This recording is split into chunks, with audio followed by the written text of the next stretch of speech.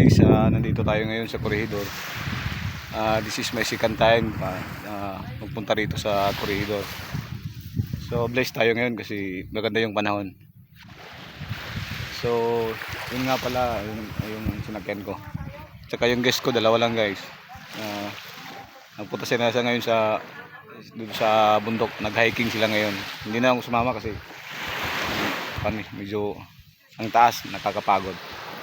So nandito na ako sa tabi na lang ng dagat.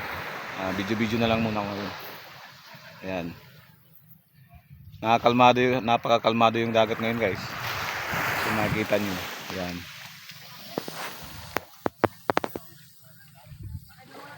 Sobrang linaw ng dagat, kalmado yung hangin. Ayan.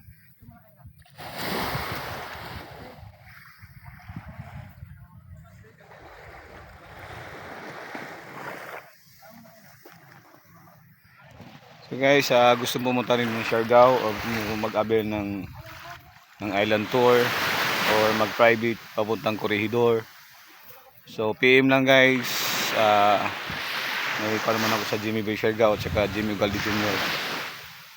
PM lang at saka tawag na lang o di kaya sa WhatsApp. May WhatsApp ako guys. Yan, nakalagay sa tour package ko guys yung number at saka mga itinerary ko guys. Maraming salamat. Sana paki-share na lang at saka paki-subscribe na rin ang video ko. Lalo na sa mga maliliit nating content creator. Sana paki-post na lang to, paki-share. Maraming salamat. At saka magandang tanghali.